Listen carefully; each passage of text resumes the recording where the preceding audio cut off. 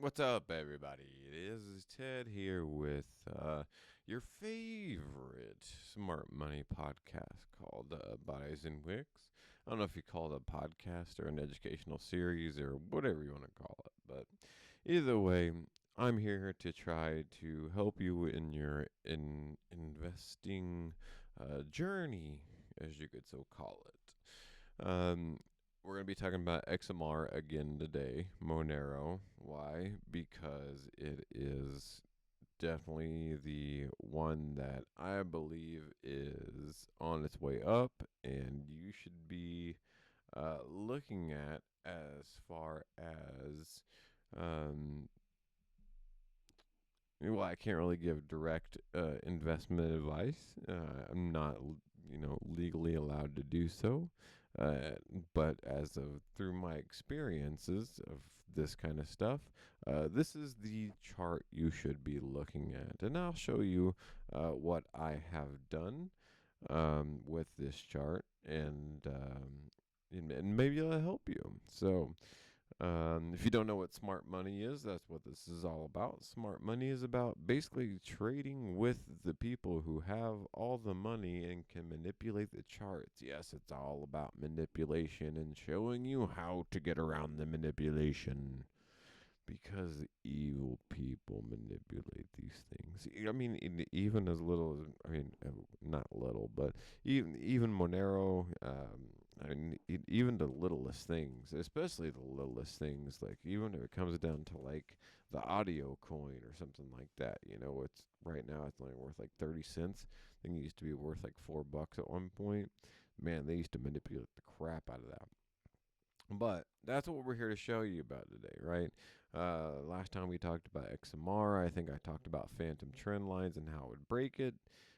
Last time it did break it, and I kind of made a suggestion about what it would do. Man, did it nail my suggestion. And we're going to get into that in just 1 second. First, a word from our sponsor.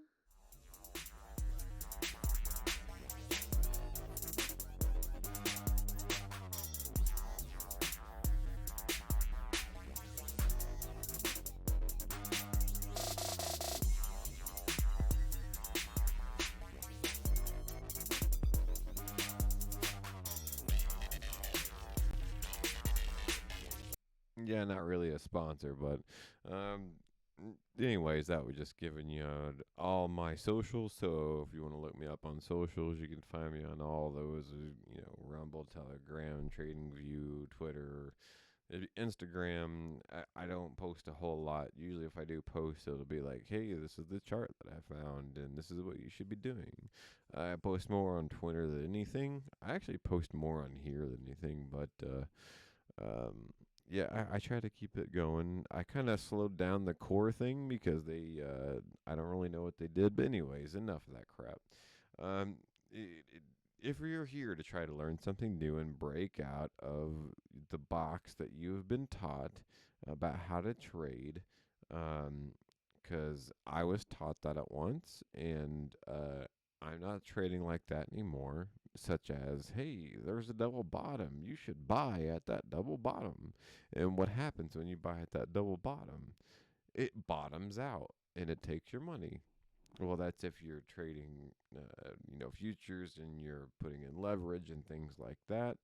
But if you're just looking to, invest, then it could be something a little bit different. Maybe you could have waited a little bit longer and got a better deal.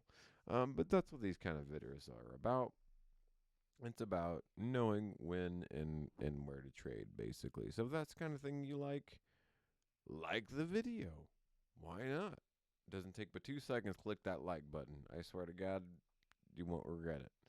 The next thing you could do is, I think the it speaks for itself. You could share it. I mean, you could share it. Or you don't have to share it that much. You could just share it, but or you could just really share it. I don't really know. Whatever you want to do, that is your prerogative. Share, share, share. How about that? Other than that, how about hit that subscribe button? because again, I'll try to be putting up more videos. I usually shoot about at least 1 2 a week. Um, and if that doesn't tickle your fancy, I'm sorry. Let me know, and I'll try to get more. Um, if you want to be privately mentored, I will make time to do that. I have been privately mentored by Inner Circle Trader, and it changed my life. It changed my trading game, and I'll show you in just a second how it did. So, let me click off that first.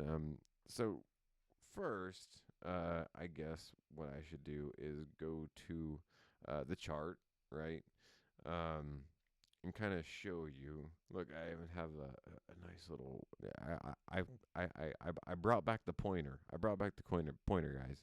So we can kind of show you what happened. So last time we talked about this, I remember showing you down here was the bottom of the trend line, right? And it touched this bottom of the trend line. So I was like, okay, they're gonna make a trend line go all the way across and make it think. And look, and make people think that it's actually going to hit this trend line and go up. And what did they do? They consolidated all the way over to the trend line and then bounced up. And then what did they do? They made manufactured liquidity. Well, 1 2 points of manufactured liquidity. And then what did it do? Boom, right down through that trend line, just like I thought they would. I knew they were going to do that. Knew it. I just knew that because that's how smart money thinks. They see how you trade, and they know you're probably going to trade off of a trend line, and they go, "Oh, let's manufacture liquidity." All right, so they make two highs, right, making you think that that is a resistance line, all right, and then they boom drop it, making you think that it's probably going to hit the the trend line and probably have some kind of squeeze they so call it coming up in here, and they didn't even do that. So what happened over here? So after it dropped again below here, uh I'm not for sure what this box is. Oh yeah, this box was for if we were to do, I think it was from here to here. No, it had to be higher than that. Here's from here to here. Yep, that's what it was, from here to here. So as it consolidated and over sideways, we put a marker at the low point to where a Fibonacci would be going to the high point. And I said it would fall back into the smart money buy area. And that smart money buy area would be anywhere in between 61.8% and 88.6. And what did it do? Hit that number exactly. And it didn't. And look at all these lines I have dropped over, because that is the bottom of either a fair value gap or the midway through fair value gap or the top of a bullish order block. Either way, all these lines had significance. I knew they did. And what did it come down to? Boom, it hit those lines and then jumped back up and out. And what did it do? Hit manufactured liquidity again, third time. All right. So now they've got you really thinking that it is a a resistance line. I think we talked about this last time, my last video. So what does it do? Boom, drops again. Drops again back into the buy area and doesn't stay there for long at all. Why? Because it's already been in this area. So anybody who, or any smart money person who sold off really, really hard to try to get people to sell off with it, what they do? They bought really, really hard after that. So it probably would have been somewhere around this line here, this red candle here.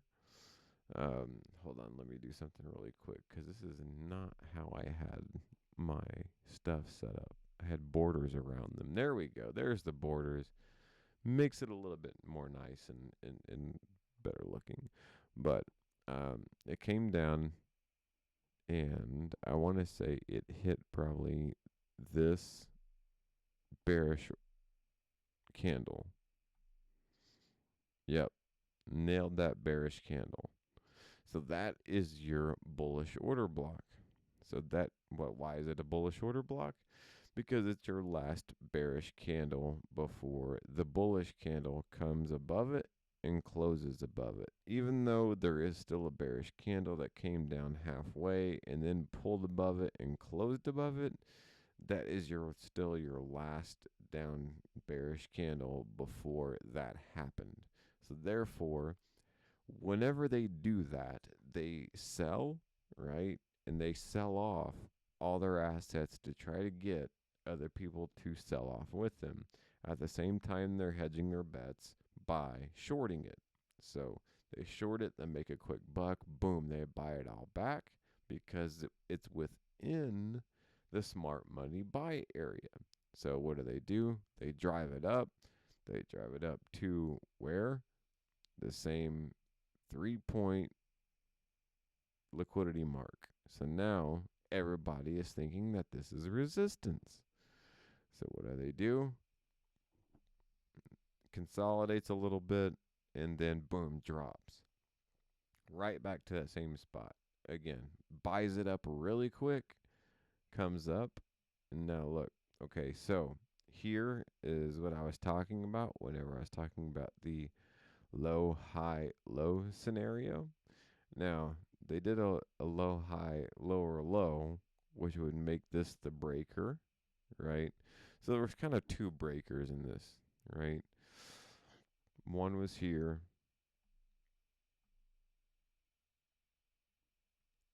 right? And it's still all the way across. And one was up here. So there's two kind of breakers. So what did it do? It jumps up in the breaker, pulls back down, and whenever it comes back up, gets inside the breaker about halfway. Now, before it hits the second breaker, it spikes through it. So, and this is a 4 hour, or sorry, this is the 1 hour chart, by the way. It spikes through it. So there's not a lot of volume within this breaker, right? So that's where they try to get you. They try to get you to think that it's going to jump higher because they want you to believe it's going to get up here. It's not. It pulls back just a little bit, spikes down, and then I said it would probably run through this breaker, get to the top of here, and then look what I had before that or after that. I had that it would sell off right as soon as it got to that point, making people believe that it would, sell off as it would, and then after that run back up. Well, it kind of did that, but it didn't do it exactly as I had thought it would. I thought it would pull back and pull back down to this breaker area and then go back up. Instead, it actually pulled back a lot further than what I thought it would. It pulled back to the bullish order block, the second bullish order block, the one of this wave. So let me get rid of this Fibonacci right here, and let me add another one. I'm going to add one here, and it's going to go up to, well, here, I guess. So it comes back down, and actually Fibonacci's, they shouldn't go, especially if it's a 1 hour or 4 hour chart, they should go by the body. They should not go by the wick. Why? Because that is where the most volume is. So you want to go by where the most volume is. So it comes back down, hits roughly about the 50% mark. That's kind of a, telltale sign. It's I don't think it's gonna fall all the way back down to the 61.8% again, because it's already done it twice within one wave frame, right? But it hasn't broken structure yet. And what do I mean by broken structure is that it hasn't broken this high, this high, this high, right? I mean, it does, but it does it on a wick. It doesn't close. That's the biggest clue. It has to close above it before it breaks structure. If it just goes above it and comes back down, that just means that it's still working on the price action. It's still trying to get the dumb money, as we call it, the dumb money, to follow its path, right? So it does pull back down, right? And it probably made a lot of people sell off with it. Now it's coming back up. Now the question is it going to keep going up or is it going to go down? All right, I'm going to get rid of my little yellow line here. And from what I'm noticing is that we have I mean, you got to look at the areas of consolidation is what you got to do. Consolidation here, and let's just run this all the way across. Look at this one big area of consolidation, right? It has stayed in one price area for far too long. Therefore, it's not going to stay there much longer. It doesn't like staying in the same price area for long. It's what price action does. So, two things could happen, right? I'm going to try to get a path here going. Okay, two things could happen. And I personally believe this is probably the one that's going to happen. Is that this? Something like that. It's going to come up, it's going to break those highs, pull back down a little bit, just like I thought it would, and then turn around and come back up. That's what I think is more than likely going to happen. Now, just before I did this, I actually set a limit because I thought it was going to come back down into this area. And how do I know that? Let me show you. Click over on this one here. Okay, so here's the limit I put on it. I put it at 165.15. That was the limit I put on XMR, and I have a limit long at 8x, right? And where is 165 at? 165 is right at the bottom of this this box right here. Why did I put it at the bottom of that box? Because that was the breaker. I knew it would go for the bottom of the breaker, right? So that's why I put my limit at the bottom of there, right? Because your breaker is going to act as your support, not two equal lows, not 4 or 5 equal lows. It's going to be your breaker. Your breaker is going to be your low, high, lower low scenario. And then the last high within that scenario is going to be your support. So that's why I put 165 as my limit. And sure enough, here it goes. It's going on up. And I think it's going to keep going up from here. Why? Because we've spent way too much time. I mean, just look at this. Look at how much consolidation time we've had anywhere in between 155 and 165. Way too much consolidation time, right? And also, there is really no um, imbalances in here. I mean, there kind of was, but they've been filled. Like this imbalance here, that was an imbalance, but now it's filled, right? You can see it came down to the bottom of here, filled the imbalance, came back up, and then boom, ran right back down through the imbalance. So then if you go into this imbalance,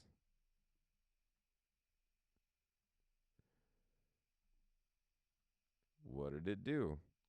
Boom, ran right through the top of it, filled at the top, ran back down through the bottom, and now it ran back up through the top. So that imbalance is filled. So okay, so when we talk about smart money does two things, right? I talk about this in my other videos. It looks for imbalances and it looks for um, liquidity, right? So it's filled the imbalances. There's no more imbalances to fill, pretty much.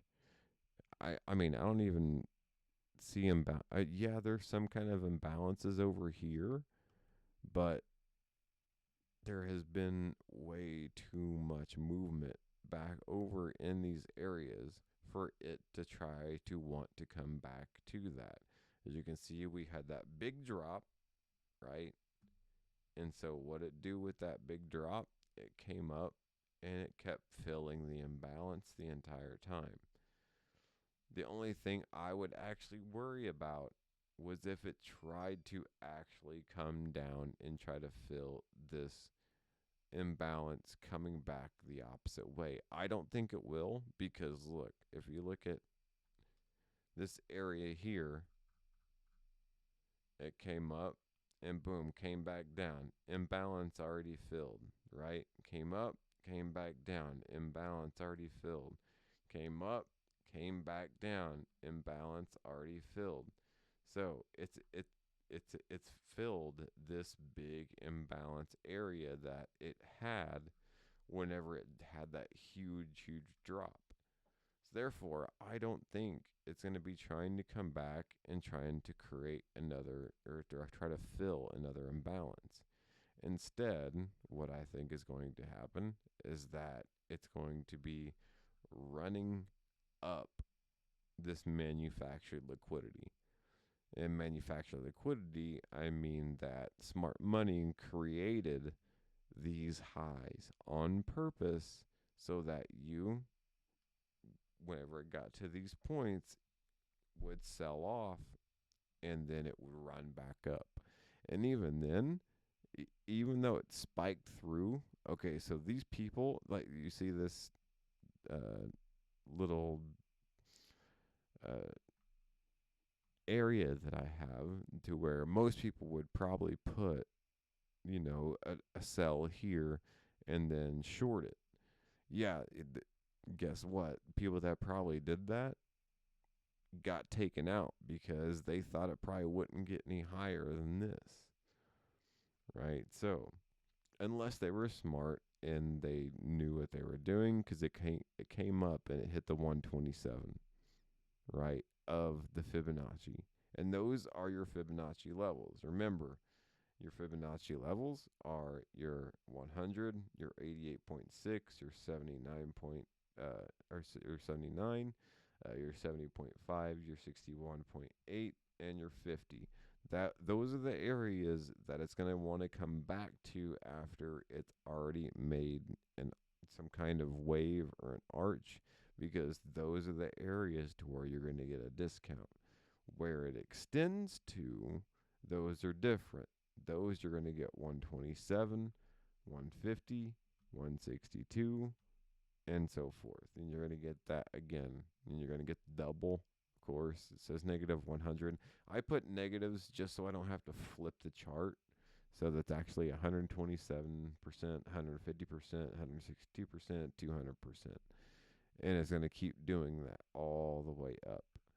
And if we look all the way across, let's see if there is any imbalances all the way over here. And there's really not. Let me see here. What is this all about? I just want to check because I believe that would be a breaker. Yes, it is. So you see I have this yellow line here going up, going down, right? So that to me is the breaker.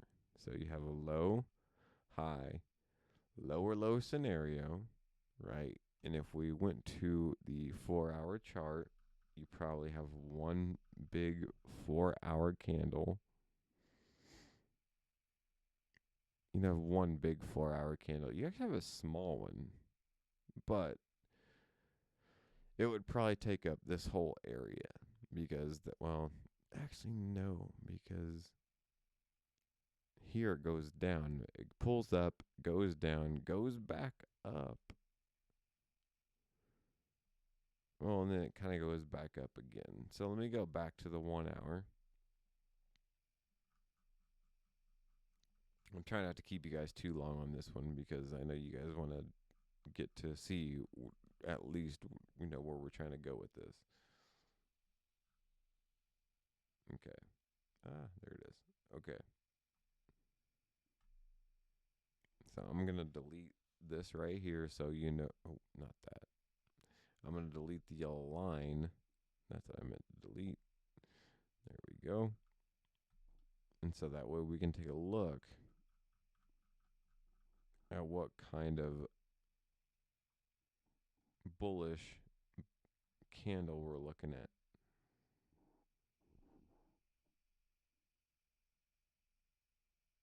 I mean, these are all kind of bullish candles. If we look at like a daily or something like that,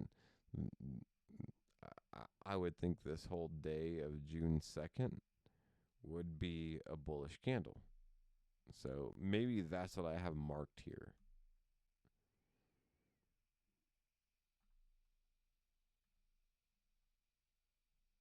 Come on, come on, come on, come on, come on. Come on, come on, come on. Jeez.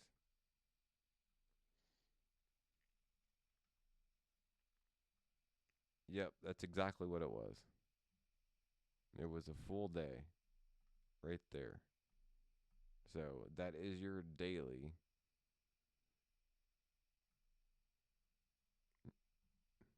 That is your daily. Sorry, I lost track for a second there. That is your daily breaker, right?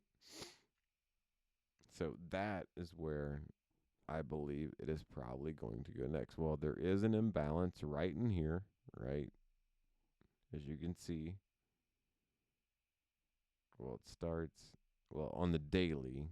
This is probably a 4-hour imbalance, to be honest. But if we were to make it a daily, it would be right here, right? And where is that land? Right in between the 162 and double. So that is almost perfect, like textbook area as to where this would be going, right? So you got this area of liquidity here that's got you making you think that it's going to come up here and probably drop again, but it may drop just for a short minute, but after that I have a feeling it's going to be going up into this imbalance that it has not touched, and that imbalance is somewhere in between about 178 and 182, 183. So I'm going to guess that's where it's going to be heading next. And then once it comes up and it fills that imbalance, yes, it has to fill the imbalance, right? So what I mean by fill the imbalance, I mean by what I did earlier. It could, why did it do that to me? Okay. So it could come up to about here, right? And why am I saying here about 175, 176 is because of that body of that candle, right? So that could be your bearish order block that's going to be running all the way across, right? So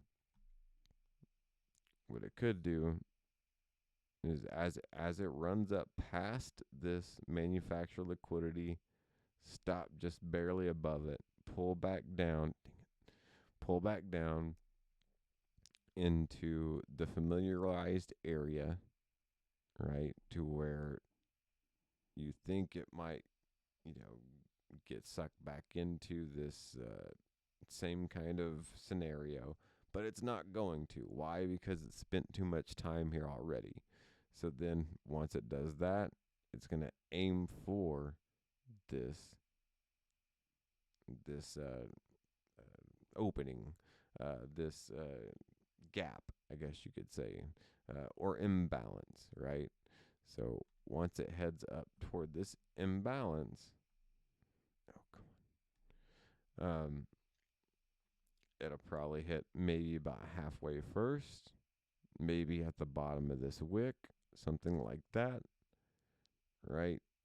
Pull back down, maybe go a little bit below it, and it may even try to stall and try to work its way on the bottom before it starts working its way up to the top. And then once it works its way up to the top and it keeps deleting itself on me, then it would probably start working itself on the bottom or make a quick run down to the bottom before it makes another run back up, right? And then once it makes its run back up, then what we'd have to do is take a look at another fib, right?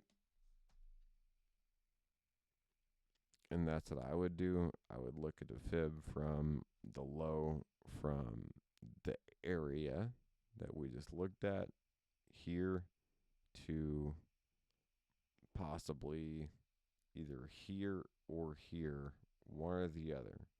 And if you do that, then guess what? Then it might actually drop back down into here. Why? Because that's the discount zone again. Why? And look, the discount zone is sitting right on top of where the previous area to where it had consolidated before. So it won't come back into the consolidation area. It may just a little bit, just like it did last time, but it's not going to sit there forever. It's going to come back down, hit the consolidation area, because that's where smart money wants to buy. It'll buy a bunch of it up, and then boom, it'll probably take off again, and then probably hit right here, maybe even a little bit higher. Why? Because there is that what I see another bearish order block right there. So that's your last up candle before the next down candle closes below it. So, and those are the areas that it likes to go for. Why? Because that's the area it tried to push up. All the smart money tried to push up to get people to buy. And as soon as they started buying, they said, nope, boom, sell the asset, short it. And as soon as they did that, they had the money to do so. And all the retail people got left holding the bag, right? So that's where they would come to first, because they're still holding on to this long trade. They're still holding on to it. Why? Because they have the pockets to do so. They have the big pockets to do so. So that's why they're still probably holding on to that trade. And then once it gets up in here, then they can send it back down and then back up 162, maybe 162, back down, and eventually back up into right here, your daily breaker. They want to get to this daily breaker. So it will get to 200. It will. When is it going to get there? I don't know. I just don't know. I wish I knew, but I don't. So, anyways, that is it for me, guys. Thank you so much for watching. I hope that was somewhat enlightening for you. I hope you got to learn something. If you did, please remember to like. Please remember to share. Please remember to subscribe. And always remember to do something that I always tell you to do. And what is that? Okay, share your pants. Not share them, Jesus. Share the video, of course, but wear. Wear and share sound alike, so that's why I got that confused. But wear your pants.